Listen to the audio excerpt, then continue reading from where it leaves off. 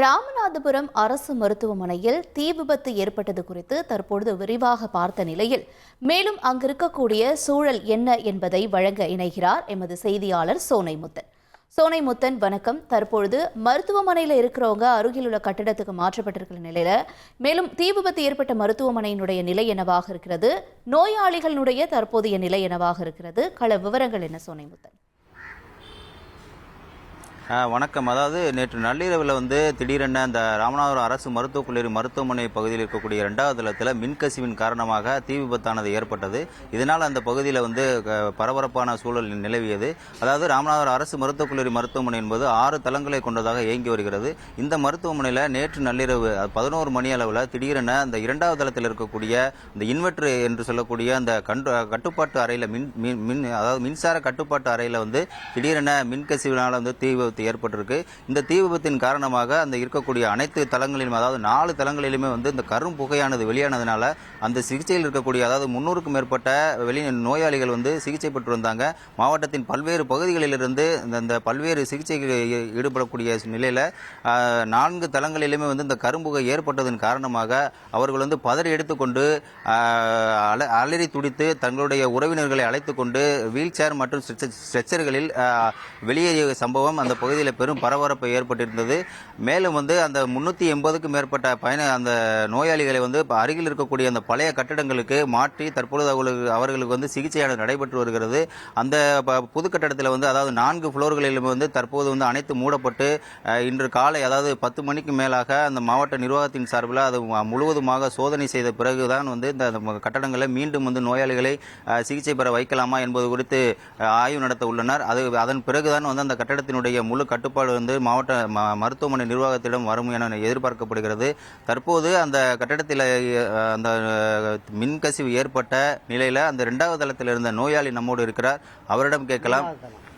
Sir வணக்கம். இப்போ அந்த புகை மூட்டத்தில் எந்த மாதிரியான உங்களுக்கு சிக்கல் ஏற்பட்டுச்சு, அந்த நடந்த சம்பவம் எப்படி இருந்துச்சு அதை சொல்லுங்க. நடந்த சம்பவம் எப்படின்னா, நான் என் மகன் ரத்த பிளட் டெஸ்ட் எடுத்துட்டு 8ஆம் நம்பருக்கு வந்தாங்க. 8ஆம் நம்பருக்கு வந்தவொடனே நான் ரொம்ப நேரமாக வராமல் இருந்தவொடனே நான் பதறி அடித்து ஓடி அந்த பிள்ளையை காணாமல் பதறி அடித்து வரும்போது அப்போ ஸ்டாஃப் நர்ஸு ஃபயர் ஆயிடுச்சு அப்படின்றாங்க. ஃபயர் ஆயிடுச்சுன்னா அவங்களும் பார்த்துக்கிட்டு இருக்காங்க. அம்மா ஃபோன் பண்ணுங்கம்மா அப்படின்னு.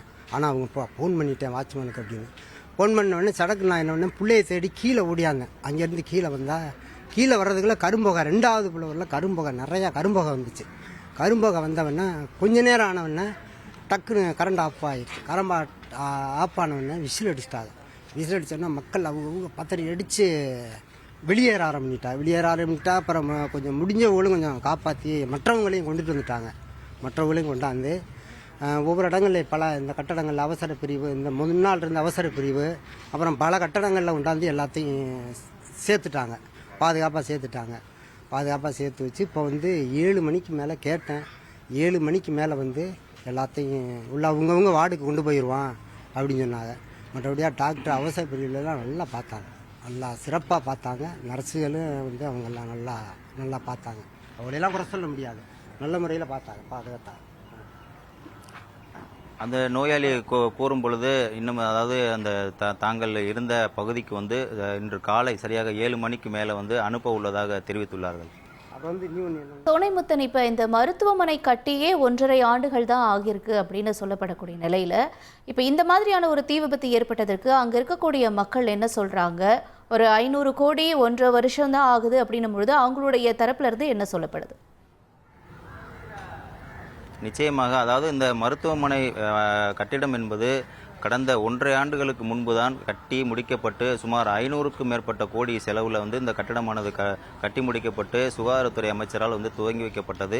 இந்த நிலையில் 1.5 ஆண்டுகளுக்குள்ளாவே இது போன்ற ஒரு மின்கசிவினால் ஏற்பட்ட இந்த விபத்து என்பது மாவட்ட மக்களிடையே மட்டுமன்றி அந்த பகுதியில் இருக்கக்கூடிய நோயாளிகளிடையே பெரும் அதிர்ச்சியையும் அதிருப்தியையும் ஏற்படுத்தியிருக்கிறது.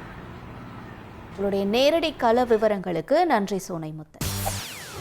செய்திகளை உடனுக்குடன் தெரிந்து கொள்ள உடனே சப்ஸ்கிரைப் பண்ணுங்க.